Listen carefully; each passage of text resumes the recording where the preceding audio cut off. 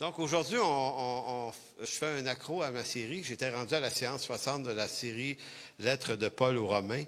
Et j'ai choisi comme ça cette semaine à dériver de ce projet, dériver, c'est-à-dire de remettre à plus tard, de prendre une pause à un mois, parce que je suis en Romain depuis 1 an et demi.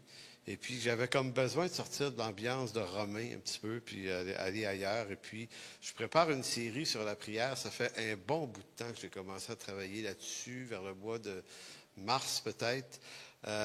Et c'est venu d'un lunch que j'ai eu avec un pasteur, un confrère de la région de Montréal. On était allés luncher ensemble, et puis on s'est mis à jaser de plein d'affaires. Puis, on en est venu à une conclusion étonnante. C'est que ce matin-là, avant qu'on se rende compte qu'on ait prié ou pas, ça n'aurait rien changé à notre journée. Puis on s'est dit, il y a quelque chose dans ça quand même. C'est comme si on n'avait pas besoin de prière aujourd'hui. Donc, ça explique pourquoi on prie peu. Parce qu'on dispose de toutes sortes de moyens aujourd'hui, de richesse, de prospérité, de bâtiments, de lieux, de moyens, de cours. Donc, on est riche de tellement de choses qu'à être riche de toutes ces choses-là nous ont rendus pauvres en profondeur. Et c'est un constat intéressant parce que quand je suis sorti de ce lunch-là, c'est comme si ça avait shaké ma conscience un peu. Puis je me suis dit, OK, c'est rendu où ça dans ma vie? Puis moi, j'ai toujours quand même une vie de prière, mais je suis bien conscient que c'est pas ce que ça a déjà été.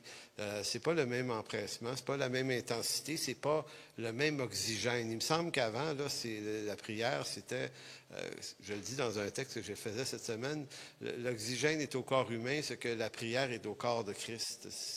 Donc, il se peut qu'on ait une vie chrétienne qui suppose qu'il se passe quelque chose, mais sans la prière, il n'y a pas de vie chrétienne. Il y a l'illusion de la vie chrétienne.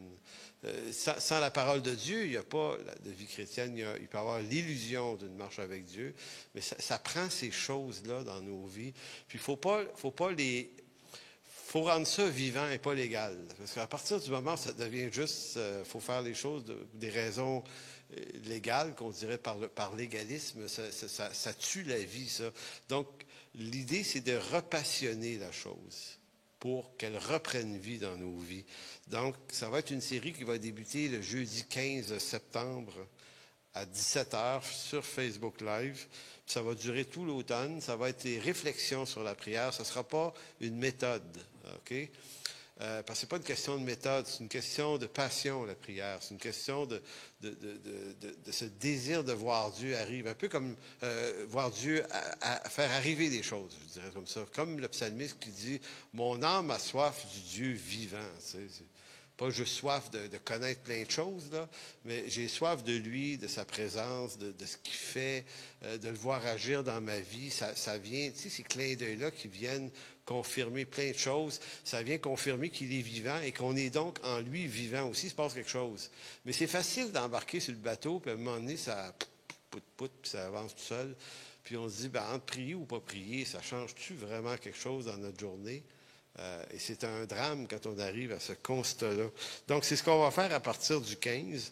Moi, j'ai épluché une trentaine de livres depuis ce temps-là. Je n'ai pas fini. De toutes sortes de bonhommes qui ont parlé de la prière au cours des siècles. Puis, j'ai choisi ceux qui ont eu un impact dans leur génération.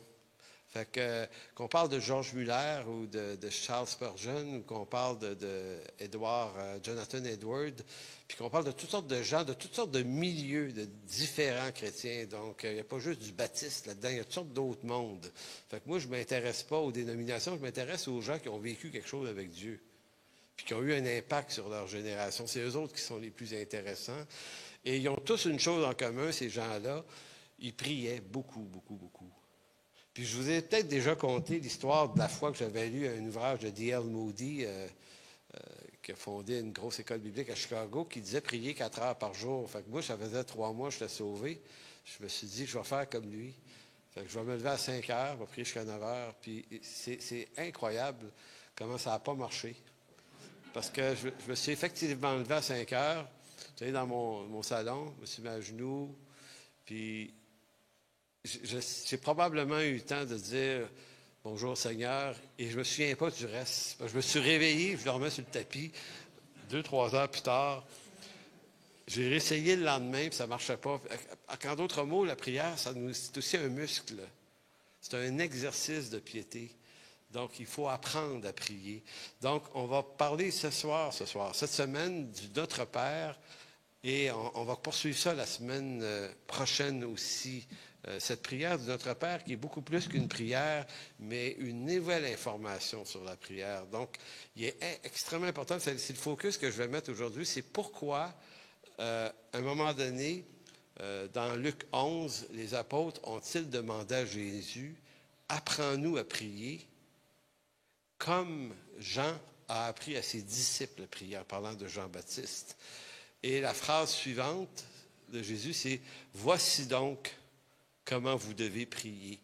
Et ce qui est assez particulier dans cette déclaration-là que Jésus fait aux apôtres, c'est qu'il ne parle pas des ignorants qui ne connaissent rien à la prière comme nous. Hein, quand on s'est tourné vers Jésus-Christ, je ne sais pas en quelle année pour vous, on n'avait pas de vie de prière avant. Moi, je me souviens que je mettais 50 cents dans des petites boîtes de métal, là, dans des dépanneurs. Souvenez-vous de ça? Il y avait l'oratoire Saint-Joseph posé dessus. Puis à un moment donné, j'avais une peine d'amour. Puis je rentre dans un dépanneur, puis je vois ça. Puis là, je me dis, OK, je vais donner 50 cents à Saint-Joseph. Puis finalement, ça n'a rien changé. J'ai dit, OK. Je pense que Saint-Joseph est mort, mais Jésus est vivant. Mais toujours est-il que ce que je veux surtout dire, c'est que c'était ça pour moi, la prière. C'était des trucs un peu comme ça de temps en temps, pas sûr de rien. Je ne sais pas pour vous, mais j'avais pas une foi assumée, mais pas pantoute. En fait, je croyais autant en Jésus qu'aux extraterrestres. Parce que j'avais dit à Gaétan Leduc, qui m'évangélisait, Jésus est un extraterrestre, forcément, puisqu'il dit mon royaume n'est pas de ce monde. Je dis, s'il vient d'ailleurs, là, lui, c'est un extraterrestre. Et Gaétan était sauvé depuis 6 mois, puis il m'avait regardé, il dit, c'était un bon point, pareil. Les beautés des débuts de la vie chrétienne, c'est ça. Mais toujours est-il que, je ne sais pas pourquoi je suis rendu dans les extraterrestres, en fait. Qu'est-ce qui m'a amené là, donc? Oui, c'est ça. Je priais comme dans... Donc, on ne sait pas ce que c'est, la prière. Donc, si on arrive dans une église, puis qu'il existe un cours, une formation sur la prière, voici comment vous devez prier, là, tu dis, OK, je vais apprendre quelque chose. Mais quand Jésus dit ça aux apôtres, il parle à des hommes qui font partie d'une alliance, qui fait partie d'un rythme religieux très précis, avec des prières très coordonnées. Et c'est riche, là, il y a des psaumes là-dedans, il y a plein d'affaires. Là, ça fait que c'est régimenté, puis ils savent prier, ces hommes-là. Donc, qu'est-ce qui fait que leur question, c'est quand ils parlent à Jésus, ici, là, dans le Notre Père, avant que Jésus leur cite le Notre Père, il leur dit, voici donc comment vous devez prier. Et ça répondait à leur question, dis-nous comment.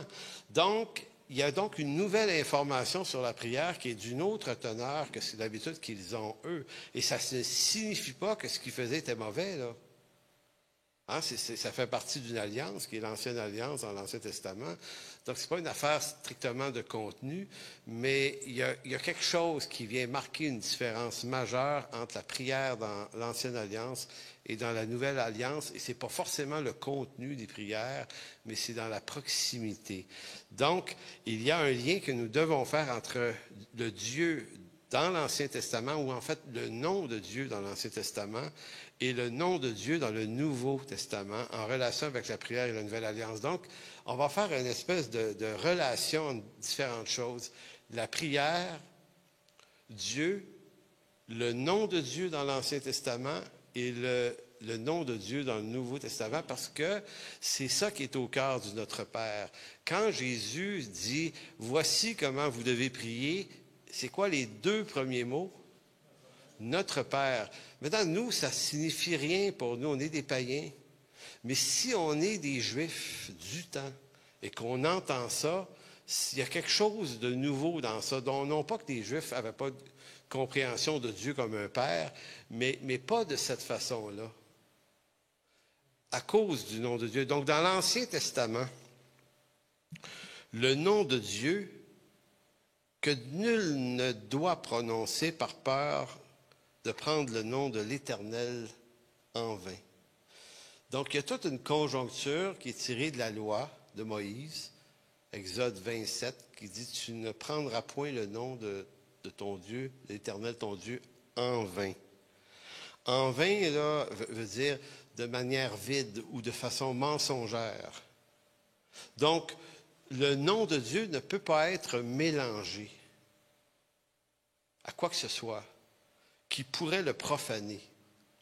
Par exemple, dans Deutéronome 18, versets 20, 24, dans ce coin-là, Moïse, il lance une attention très, très spéciale sur les prophètes. Il va dire aux prophètes, il va les avertir que si un prophète, si quelqu'un se disant prophète prononce une parole qu'il dirait venir de l'Éternel, si la chose qu'il a dite ne s'est pas accomplie, il devait être mis à mort. Pourquoi? Parce que c'était associer le nom de Dieu à une chose que Dieu n'a pas dite. Donc, on ne doit pas associer Dieu à des choses, des pensées, des idées, des activités qui ne sont pas elles-mêmes de Dieu. Et ça, si les lapidariums existaient encore, il y aurait beaucoup de chrétiens évangéliques qui seraient morts depuis. Parce que c'est assez étonnant quand même comment c'est facile. Beaucoup de prédicateurs font ça le dimanche. Je vais dire, le Seigneur m'a montré. Le Seigneur m'a dit.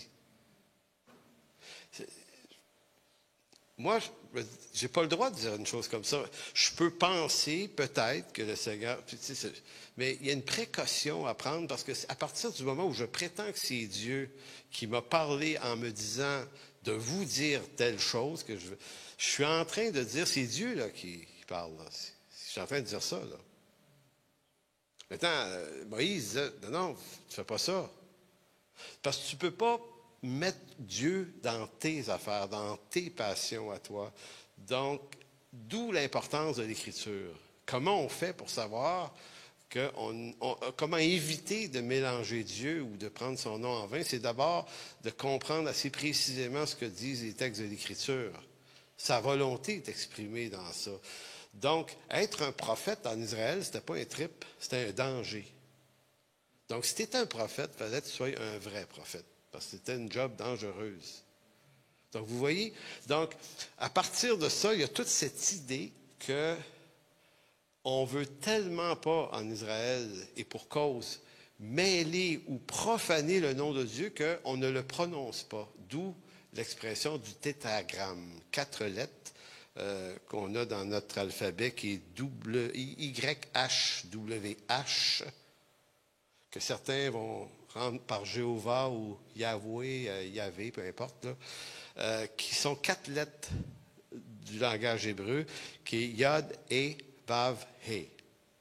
Et ces 4 consonnes-là, ce pas des voyelles, c'est des consonnes, et ça a comme pas de son. Donc, un commentateur disait, le tétragramme s'écrit, mais ne se prononce pas, si ce n'est par le grand prêtre dans le temple de Jérusalem, car, dit-il, le nom dépasse le sens qui le rend possible. Donc, on parle de Dieu en Israël à travers plutôt des qualificatif de sa personne. Tu sais, on va dire, il est le très haut, le très puissant. Donc, Dieu, et il y avait un théologien américain il y a une dizaine d'années qui, dans une prédication, avait sorti tous les noms, les qualificatifs de Dieu dans l'Ancien Testament, il y en avait au-dessus d'une centaine. Donc, à travers toutes sortes de qualificatifs, on arrivait à dire, voici à quoi ressemble Dieu, puis ça reste encore incomplet.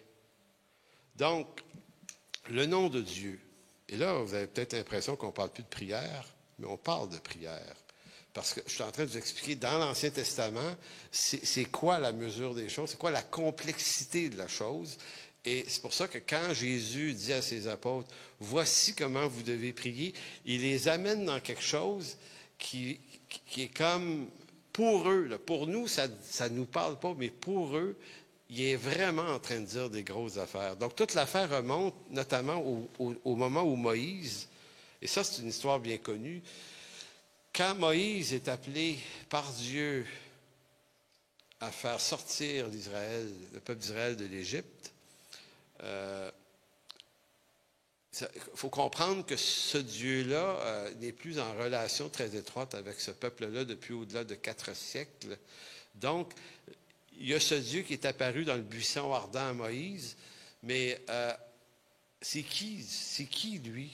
C'est qui ce Dieu-là? Et là, vous avez Moïse qui dit au Seigneur, en parlant des Juifs qu'il va faire sortir du pays, il dit, « S'ils me demandent quel est ton nom, que leur répondrai-je? » Dieu dit à Moïse, « Je suis celui qui suis. » Donc, le verbe « être ». Yaha, dans l'hébreu, veut dire « être, exister ». Donc, Dieu ne se définit pas de façon... en d'autres mots, c'est comme s'il est à ce point indéfinissable que Dieu va dire, « Regarde, appelez-moi être. » Parce que je n'ai pas de début, puis je n'ai pas de fin. Je n'ai pas de commencement, puis je n'ai pas de finalité. J'existe. Donc, je suis. C'est intéressant quand même. Et ça devient éternel. Éternel, verbe être aussi. Donc, il ajoute, « C'est ainsi que tu répondras aux enfants d'Israël, je suis celui qui s'appelle Je suis. Dis-leur, celui qui s'appelle Je suis m'a envoyé vers vous. » Fait que, tu sais, c'est quand même... On lit la Bible insouciamment, mais vous imaginez Moïse qui retourne voir la gang puis qui leur dit, « Bon, ben, regardez, il s'appelle Je suis. » Tu sais, OK. Tu pourrais-tu avoir un petit peu plus d'informations? Il ne m'en a pas donné plus. Et c'est intéressant parce que il y a une des preuves les plus évidentes que Jésus-Christ est Dieu, c'est que dans l'Évangile de Jean, au chapitre 8, verset 58, lorsqu'il y a une discussion, puis on veut savoir il est qui lui, et on parle d'Abraham, bien, il dit avant qu'Abraham fût, je suis. Et là, qu'est-ce qu'ils ont automatiquement voulu faire? Le lapider. Parce qu'il vient de se donner le nom, il vient de s'attacher à cette énonciation du « je suis » de l'Ancien Testament. Et comment expliquer que nous, on lit, et surtout quand on est jeune croyant, on lit notre Bible, c'est des mots, mais on ne réalise pas nécessairement la gravité de ce qu'il vient de dire là. Tu sais, vous dire, pourquoi il a voulu lapider? On va dire une affaire de même, pas grave. Tu sais, nous autres, on est dans le jamais grave, il n'y a jamais rien de grave. Mais c'est parce qu'en Israël, on ne fait pas des choses, on ne dit pas des choses comme ça. On est supposé d'être lapidé quand on dit des choses comme ça. Se prétendre être Dieu, là, c'est prendre le nom de l'Éternel en vain que de dire c'est moi. Fait que c'est spécial un petit peu comme idée, là. Donc, la dynamique relationnelle entre Dieu et l'homme dans l'Ancien Testament est telle que, en fait, on revient à Exode 33, là, ici, nul ne peut voir Dieu et vivre. Il y a ça, là, tu sais, c'est comme, on ne s'approche pas de Dieu, c'est pas ton grand chum, Dieu. Il y a un souverain sacrificateur qui rentre dans sa présence dans le lieu très saint une fois l'an, là, puis il y a tout un décorum autour de ça, puis c'est pas chummy, cette relation-là. Donc, c'est ce qui fait que en Israël, à travers les écrits de Moïse, nul ne peut voir Dieu et vivre. Dieu n'a pas de nom précis, il s'appelle être, et on le redéfinit à travers toutes sortes de qualificatifs. Il y a le tétragramme, cette espèce de mot, nom de Dieu imprononçable, donc on lui trouve toutes sortes d'autres noms. Il y a El Shaddai qui veut dire Dieu Tout-Puissant, et les Hébreux utilisent, selon ce qu'on comprend, souvent le mot Adonai qui veut dire Seigneur. Le Très-Haut et tout ça. Donc, c'est comme... c'est de là que qu'on part pour essayer de comprendre la prière. Parce que, qu'est-ce que la prière, sinon, c'est une proximité avec Dieu. Écoutez, pensez que pour eux, il y a une non-proximité avec Dieu et qui passe à travers un ensemble pas de traditions, mais de pratiques religieuses, et que nous, à être insignifiants de parmi les païens, Dieu vient vivre en nous. Il était dans le lieu très saint, t'approchais pas de là sans mourir si tu n'avais pas d'affaire là. Et là, il vit en nous. Il y a comme un décalage. C'est extraordinairement lourd de conséquences, c'est extraordinairement riche aussi, mais ce qui est étonnant, c'est que quand on est de nouveau, on n'a aucune idée de ce qui vient de vraiment se passer. On sait juste qu'on ne va pas en enfer. Tu sais, moi, ça s'est résumé à ça. Tu sais, si tu traverses la rue, puis une vanne passe, puis tu meurs, tu t'en vas au ciel, pas en enfer. Moi, j'ai accepté Jésus là-dessus. Bon, mais c'est pas ça le but. Tu sais, je participais à un écrit cette semaine, un échange avec quelqu'un. Le but de l'œuvre rédemptrice de Christ, c'est pas qu'on n'aille pas en enfer, c'est qu'on fasse partie d'une nouvelle création. Maintenant, ça nous fait ne pas aller en enfer, c'est vrai, mais ne pas y aller en enfer, c'est la conséquence de l'intention première qui est le salut, parce que la vie éternelle, nous dit Jésus dans Jean 17, il ne dit pas « Or, la vie éternelle, c'est qu'il n'aille point en enfer ». Mais la vie éternelle, c'est qu'il te connaisse, toi, le seul vrai Dieu. Donc, quand on parle maintenant de Jésus qui se fait homme, l'incarnation, c'est par l'incarnation qu'un phénomène une transition, une transformation entre deux alliances, l'ancienne et la nouvelle alliance. Et la lettre aux Hébreux est très, très riche pour décrire ça. Nous parlant de la première alliance, l'ancienne, qui est dépassée et de loin par la première, par la nouvelle. C'est-à-dire que la nouvelle rend obsolète la première, mais pas inutile, parce que ça, c'est une autre affaire.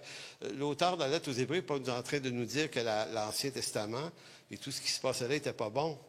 Il est en train de dire que ça, c'était l'ombre des choses à venir. La réalité de toutes ces choses, le temple, le sacrificateur, le sacrifice, nommer la chose, était une figure de Christ. Tout ça trouve leur réalité en Christ. Donc, quand Christ, la réalité est là, tout ce qui était temporaire devient obsolète. Mais pas obsolète au sens de pas bon, mais juste au sens que maintenant, on est dans la réalité spirituelle du dessein éternel de Dieu, d'entrer en relation directe avec lui. Donc, l'incarnation du Fils vient changer la donne. En Jésus-Christ, la manière avec laquelle on s'adresse à Dieu change à cause d'une nouvelle forme de proximité que cette incarnation permet. Tout commence par l'annonce d'une nouvelle catégorie de noms. Donc, si on va dans Ésaïe chapitre 9, là, on rentre encore ici dans le nom de Dieu. Il y a une prophétie qui prévoit la venue du Messie. Et Ésaïe, le prophète, va utiliser plusieurs noms ici. Car un enfant nous est né, un fils nous est donné, Ésaïe 9,6. Un fils nous est donné, et la domination reposera sur son épaule. Et regardez, on l'appellera, donc on lui donnera des noms. On l'appellera admirable, conseiller, Dieu puissant, Père éternel, prince de la paix. Maintenant, il y a dans certains énoncés ici des choses qui sont communes à l'Ancienne Alliance. Dieu puissant, par exemple. Mais il y a d'autres choses qui sont moins présentes. Ce n'est pas non présente, mais dans le langage de l'Ancien Testament, Père éternel, prince de la paix. Mais là, ici, c'est évoqué comme « voici ce qui s'en vient ». Il y a comme ancien et nouvelle forme d'appellation ici. Et 2 chapitres avant, Ésaïe 7, 14, il est écrit « C'est pourquoi le Seigneur lui-même vous donnera un signe. Voici, la jeune fille deviendra enceinte, elle enfantera un fils. » En passant, il y avait une double application. Il y avait aussi un roi en Israël, que ça concernait, cette affaire-là. Et elle lui donnera le nom d'Emmanuel. Emmanuel veut dire Dieu avec nous. Dieu avec nous, il y a comme dans ça, encore là, l'annonce de quelque chose de différent. Dieu avec nous.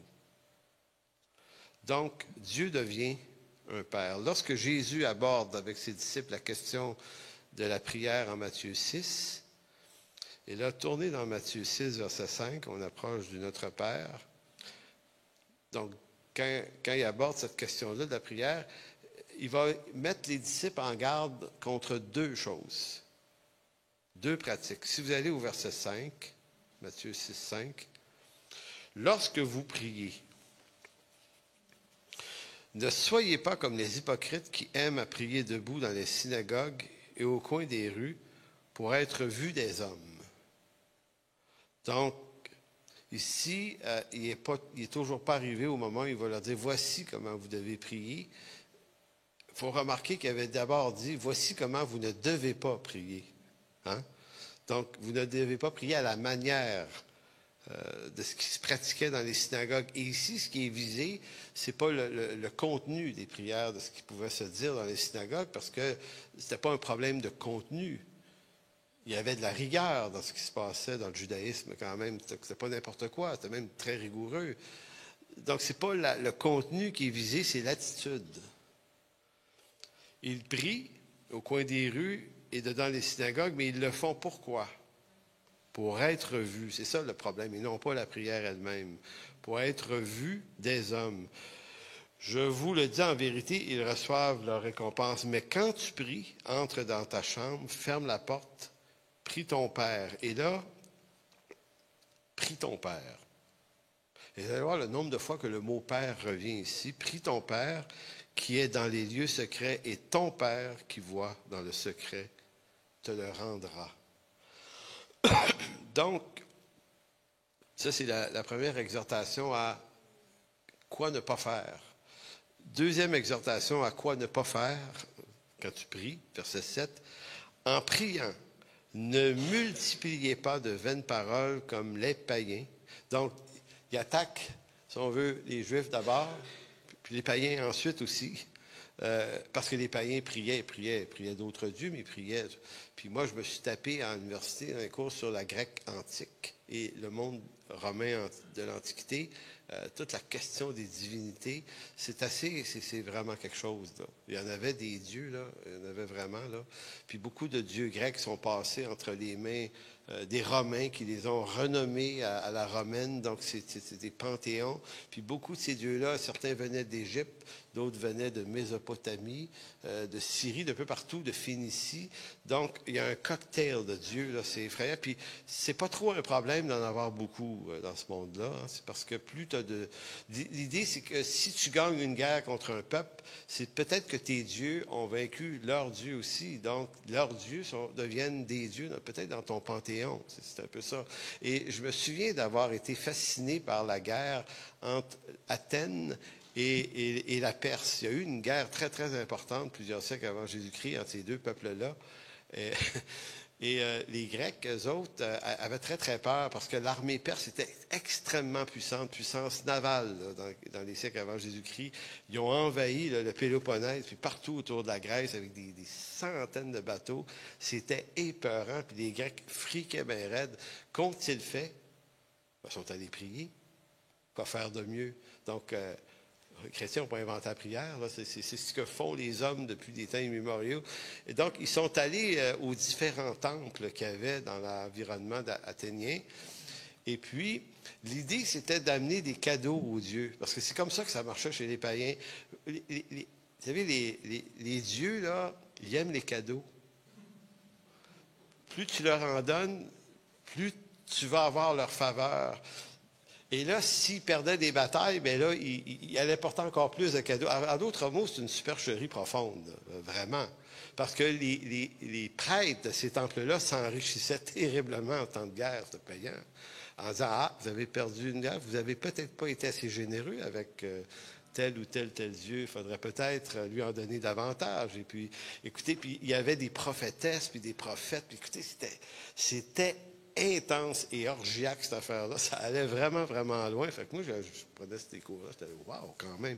Donc, on comprend que la prière, c'était pas exclusivement un phénomène juif ou chrétien après Jésus-Christ, mais c'est connu. Donc, en priant, ne multipliez pas de vaines paroles comme les païens, qui s'imaginent qu'à force de paroles, ils seront exaucés. Puis on aurait pu, à force de paroles et de cadeaux, là, aussi, seront exaucés. Il dit, ne leur ressemblez pas, car votre Père, donc c'est la troisième allusion à votre Père, ici. Hein, il l'avait dit dans les versets précédents, au verset 6 également. Votre Père sait de quoi vous avez besoin avant que vous ne lui demandiez. Donc, je le disais tout à l'heure, ce n'est pas le contenu des prières qui est visé du côté des Juifs, mais l'attitude hypocrite avec laquelle on cherchait à faire entendre nos plus belles paroles, non pas nécessairement à Dieu, mais aux confrères autour. Ce qui fait que ça devenait tout simplement pas sérieux. En ce qui concerne le reproche qu'il fait, Jésus ici, à la prière des païens, et que ces derniers pensent qu'à force de répétition et de sacrifices, ils seront éventuellement exaucés, le problème de la prière que les païens ont avec la prière est qu'ils ignorent absolument tout du Dieu souverain, parce que ce n'est pas exactement ce qui se passe dans le monde des divinités païennes.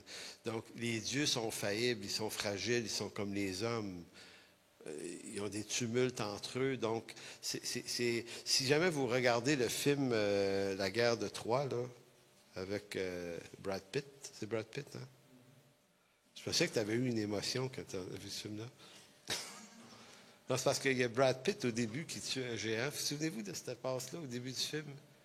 Tu sais, il est beau. Tu sais, même moi, je peux le dire. Il paraît bien. Et ce film-là, et dans ce film-là, on voit ça un peu. Puis dans certains vieux films de même, on voit un peu la... Parce que les Grecs avaient les mêmes dieux que les Troyens. C'est des civilisations très proches. Donc, ils intercèdent les mêmes dieux dans la même guerre. Donc, la question, c'est... Ils vont c'était ça leur conflit à eux. Donc, c'est des dieux que tu peux acheter. Tu peux les convaincre à force de... Donc, quand Jésus dénonce ça, on entend là, le reflet de ce qui se passait dans ce monde-là. Donc, mais là, Jésus dit, ils sont complètement dans l'erreur, les païens, parce qu'ils ignorent que Dieu est souverain. Pourquoi je dis que Jésus dit ça? Bien, écoutez, il dit, parce que votre Père... Vous n'avez pas besoin de multiplier les paroles. Votre Père sait que vous en avez besoin, avant même que vous les demandiez. Donc, la dynamique de la prière chez les Juifs et les païens, chez les Juifs et les chrétiens, est absolument pas la même là, que celle des païens. Donc, nous...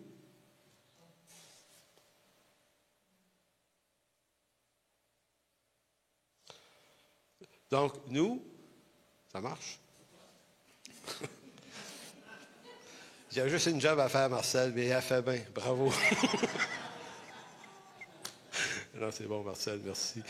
Donc, tout ça pour dire que... ça me fait perdre mon idée. Oui, c'est ça. Donc, les Juifs et les païens ont une compréhension du seul vrai Dieu.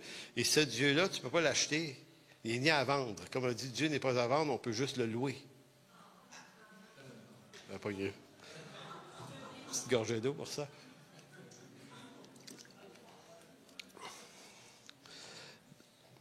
Donc voilà, donc j'avais vraiment soif quand même.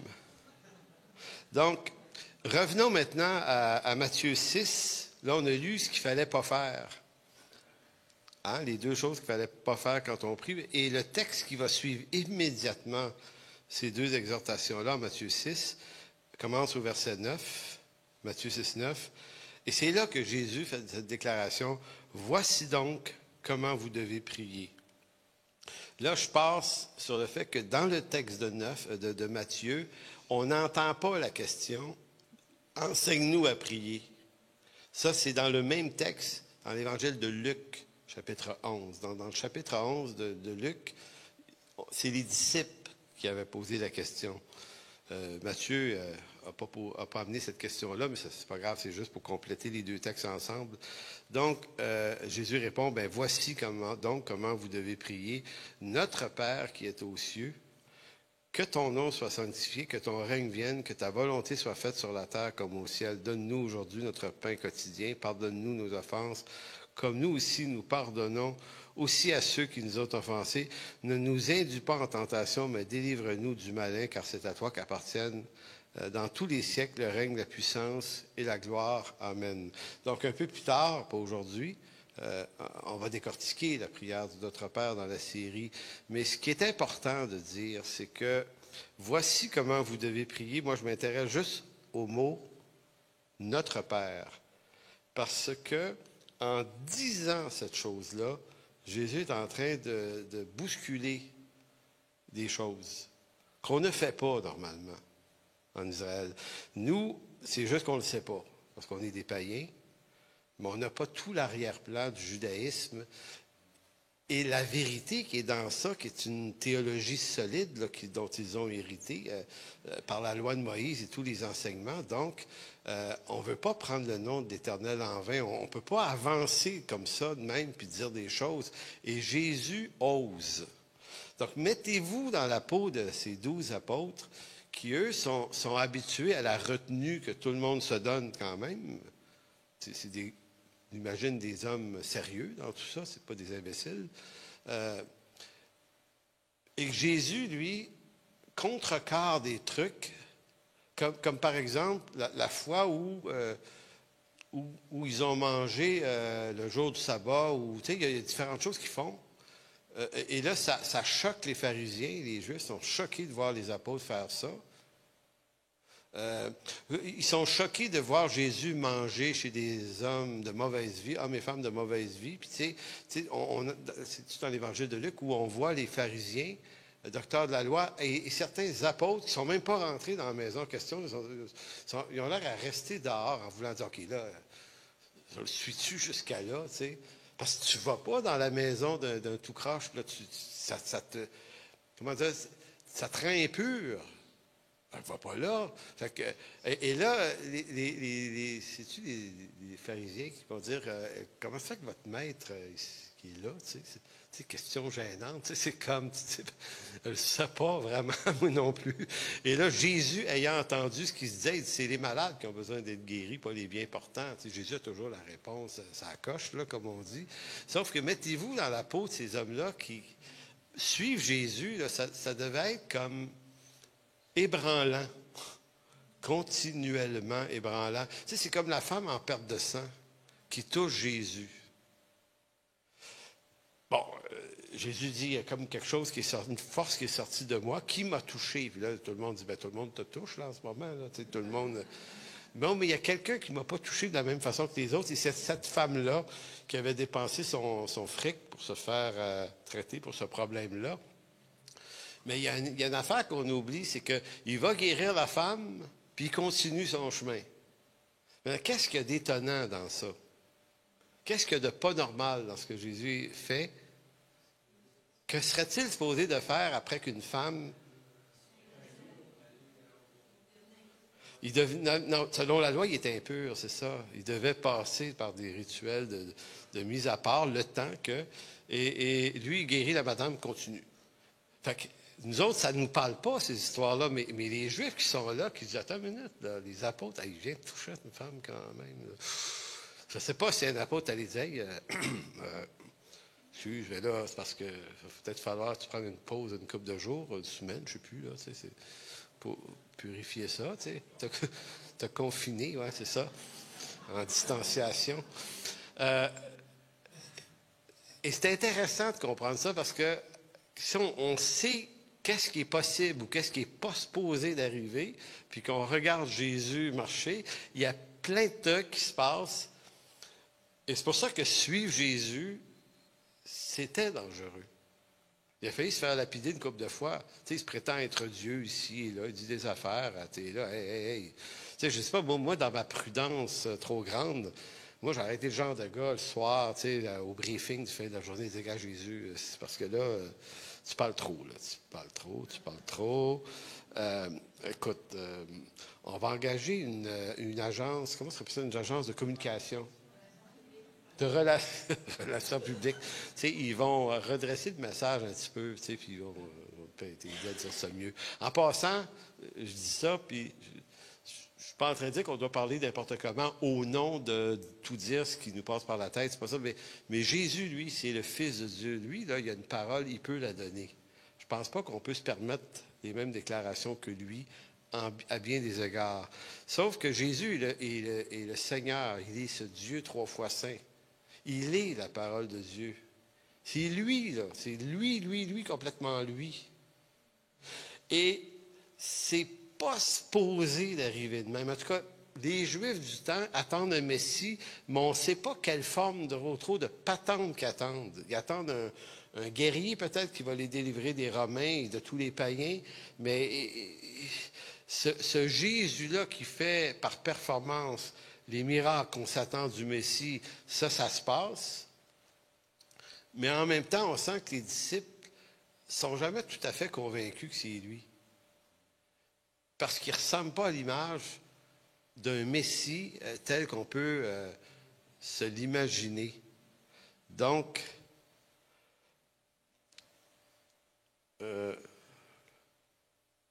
la prière de Jésus,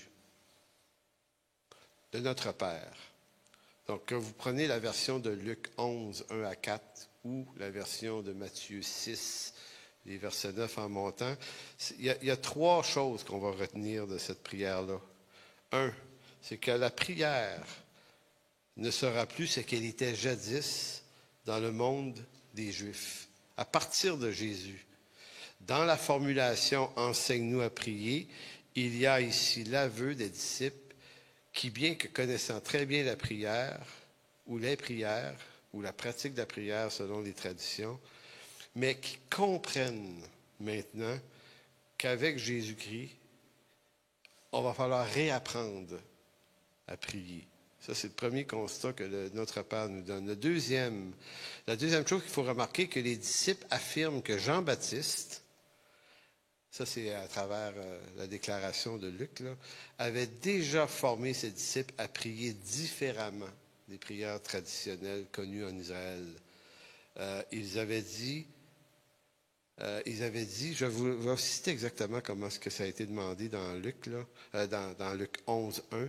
Jésus priait un jour en un certain lieu. Lorsqu'il eut achevé, un de ses disciples lui dit, « Seigneur, enseigne-nous à prier, comme Jean l'a enseigné à ses disciples. » Et là, à partir de là, le reste du texte ressemble au fameux Notre Père de Matthieu 6. Donc, je voulais juste faire ce contour-là. Donc, l'autre chose qu'on nous apprend, c'est que Jean-Baptiste avait déjà appris à ses disciples à lui à prier différemment. Et pourquoi Jean-Baptiste aurait fait ça? Parce qu'il est la voix de celui qui crie dans le désert, aplanissez les chemins du Seigneur, aplanissez ses sentiers.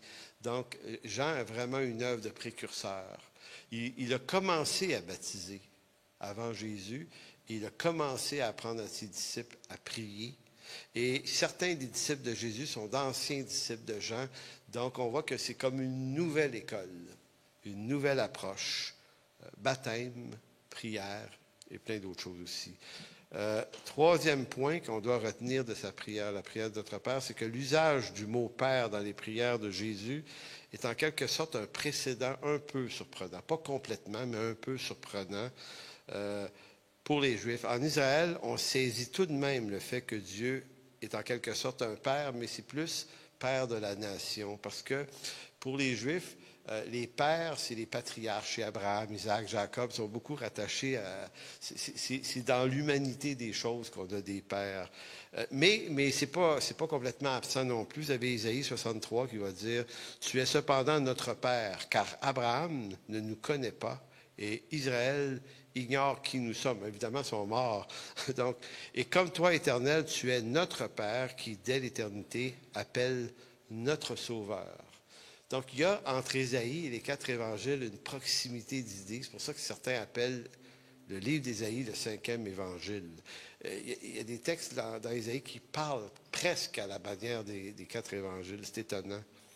Vous avez un psaume 103, 13, qui dit « Comme un père a compassion de ses enfants, l'Éternel a compassion de ceux qui le craignent. » Donc ici, c'est toujours la façon que les Juifs semblent comprendre le concept du Dieu Père, c'est comme Dieu n'est pas un père, il est comme un père. Donc, c'est toujours comme si il y a cette figure-là. Puis, quand je regardais beaucoup de commentateurs, il y en a beaucoup qui se penchent sur la question pour dire comment ils visualisaient ça. Bien, il est le père de tout quand même, Dieu. Le père de la création, le père de tout ce qui existe. Donc, père de ce peuple-là.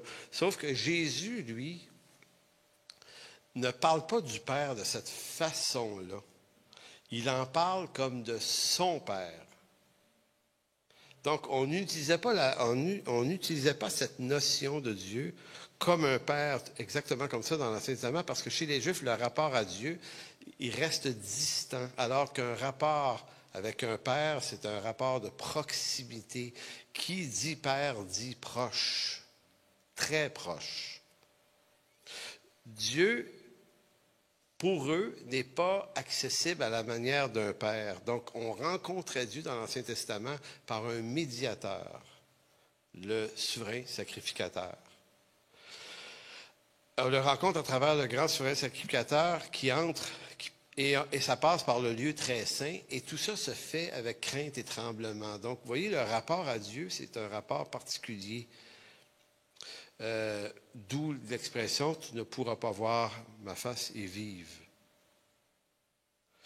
Vous avez également même Moïse sur la montagne sainte qui veut voir Dieu, il ne peut pas. Dieu avait dit, et lorsque je retournerai ma main, tu me verras par derrière, mais ma face, tu ne pourras être vue, Moïse. Donc, c'est comme si... Donc, mettez-vous dans la tête des Juifs, des disciples. Eux, c'est ce qu'ils connaissent de Dieu. Puis c'est juste de connaître ça de Dieu. Ce n'est pas une erreur, c'est exactement ça. Et là, tu as Jésus qui débarque. Puis c'est un peu comme s'il disait, qui m'a vu a vu la face de Dieu. Et là, c'est comme, oh, ça se peut pas. Jésus dit, oui, ça se peut. C'est ça qui est en train de se passer. Regardez bien, dans Jean, là, je vais terminer bientôt, là, puis on va continuer la semaine prochaine. Jean 5, 36. Jean 5, 36, c'est Jésus qui parle, et ça, c'est le fameux test, c'est après la guérison à la piscine de Bethesda, là. Puis c'est juste avant la multiplication des pains dans Matthieu 6, dans Jean 6. Donc, il dit, moi, dit Jésus, j'ai un témoignage plus grand que celui de Jean, car les œuvres que le Père m'a donné d'accomplir. Donc, Jésus est toujours en référence à son Père, surtout dans l'Évangile de Jean. Et à chaque fois que les Juifs entendaient Père, ça sonnait une cloche malaisante. Il fait de Dieu son Père. Donc, il dit, je fais les œuvres, car les œuvres que le Père m'a donné d'accomplir, ces œuvres même, je fais, témoignent de moi que c'est le Père qui m'a envoyé, et le Père qui m'a envoyé a rendu témoignage de moi. Vous n'avez jamais entendu sa voix. La voix de qui? Celle du Père. Vous n'avez point vu sa face.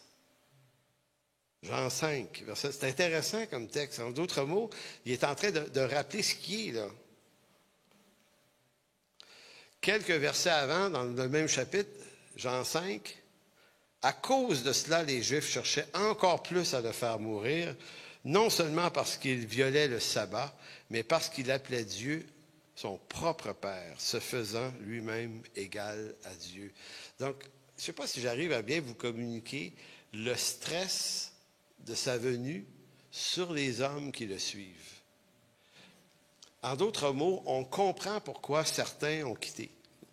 À un moment donné, on disait, c'est un peu dur de le suivre parce que il y a un risque. Il y a un risque. Je vais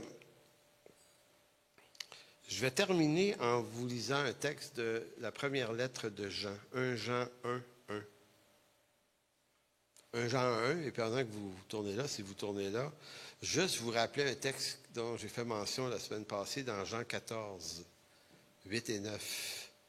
Le fameux texte où Philippe dit « Seigneur, montre-nous le Père ». Je ne sais pas si vous comprenez le sens de sa question. Parce que Jésus n'arrête pas de parler de son Père. C'est de son Père dont il s'agit. Et là, c'est comme, montre-nous le Père. Et cela nous suffit. Jésus, et là, il pousse le blasphème le plus loin possible. Il dit, il y a si longtemps que je suis avec vous et tu ne m'as pas connu, Philippe. Celui qui m'a vu a vu le Père. Donc, je ne sais pas si vous voyez l'écart entre ce qu'ils sont habitués d'entendre à travers les écrits de Moïse, qui sont justes. Et là, Jésus qui leur dit, tu m'as vu, tu as vu le Père. Vous dire comment les poulies ont dû grincer dans leur tête à ces gars-là en disant, attends une minute, là, il est vraiment mais complètement hallucinant. Un peu plus loin, Jean 20, 17, et là, l'évangile de Jean, c'est pour moi un des évangiles les plus riches qu'il n'y a pas, là. Après que Jésus soit ressuscité, Jean 20, 17, après qu'il soit ressuscité. C'est important. Jésus lui dit, « Ne me touche pas, car je ne suis pas encore monté vers mon Père. » Donc, toujours un Père, je ne sais pas le nombre de fois Père revient dans l'Évangile de Jean. Mais va trouver mes frères. Je ne sais pas si vous avez senti la proximité. Avant ça, on est des serviteurs de Dieu, on est loin, c'est le sacrificateur ou le souverain. Et là, Jésus, après sa résurrection, dit, va trouver mes frères, proximité. Et dis-leur que je monte vers mon Père et votre Père. Là, on vient de traverser une autre ligne. C'est plus seulement le mien, il est aussi devenu le vôtre par le sacrifice que je viens d'accomplir. Vers mon Dieu et votre Dieu. C'est pour ça que Paul a failli se faire assassiner souvent par les Juifs croyants. Parce qu'il reprend ce message-là. Le mur de séparation a été aboli. L'Épître aux Hébreux, le voile a été déchiré. Tout ça, ça a été... Maintenant, il vit en nous. Donc, c'est pour ça que Jean, l'apôtre Jean, dans 1 Jean 4, 1 Jean 1... Oui, c'est ça. 1 Jean 1, de 1 à 4. Elle est venue me voir avant la prédication. On essaie de se comprendre. C'est tellement simple à dire, mais j'ai de la misère. Bon, regardez ce que Jean dit ici, et qui pendant des décennies, tu lis ça, tu dis bof.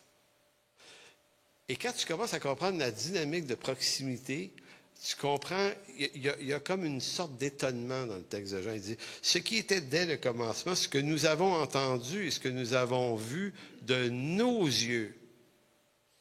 Tu n'es pas supposé de voir Dieu et vivre, là. Tu n'es pas supposé, mais là, il dit, nous avons entendu ce que nous avons vu de nos yeux, ce que nous avons contemplé de nos mains. Nos mains ont touché concernant la parole de vie, car la vie a été manifestée et nous l'avons vue et nous lui rendons témoignage et nous vous annonçons la vie éternelle qui était auprès du Père, qui nous a été manifestée. Ce que nous avons vu et entendu, et il répète, là, vu, entendu, nous vous l'annonçons à vous aussi, afin que vous aussi vous soyez en communion avec nous. Or, notre communion est avec le Père et avec son Fils Jésus-Christ.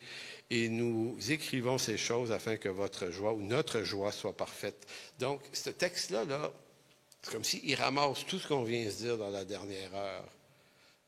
Il y a comme quelque chose qu'on ne pouvait pas approcher, voir, toucher, entendre, qui, à travers l'œuvre de Jésus-Christ, est devenu possible. Donc, tout ça pour dire que c'est intéressant de se dire ça avant de comprendre ce que c'est prier. Parce que quand on va comprendre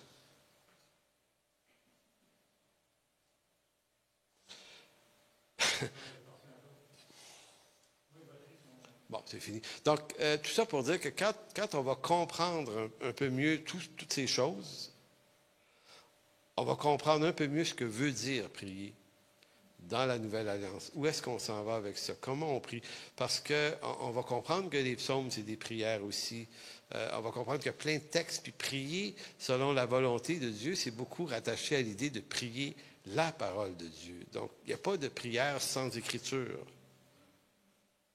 Donc, Seigneur, merci de bénir cette journée. Merci de bénir cette instruction. Merci de nous inviter à ces choses. Seigneur, c'est toi qui nous as invités à cette vie éternelle en toi, Seigneur. C'est toi qui nous a sifflé un jour à l'oreille, qui nous a fait entendre ta voix. Et Seigneur, jamais, jamais, au grand jamais, quand ces choses sont arrivées dans nos vies, jamais on n'aurait pensé, jamais on aurait su à ce moment-là tout ce que ça pouvait vouloir vraiment dire, en termes de profondeur, en termes de richesse. Seigneur, c'est une bénédiction de savoir que la vie éternelle, c'est de te connaître, pas juste un peu, mais tu te laisses maintenant complètement approcher, toucher par nous. Et Seigneur, nos moments de prière sont ces moments où on s'approche, où on entend ta voix maintenant, où on écoute. où on entre dans une relation de proximité, une relation vivante. Et Seigneur, on te demande de bénir cette saison où on va se parler de prière, où on va apprendre à prier, on va réapprendre, on va se réexciter à cette activité-là. Non pas pour notre avantage, mais pour l'avantage que toi, tu voudras bien donner à ça. Alors, merci, Père. Amen.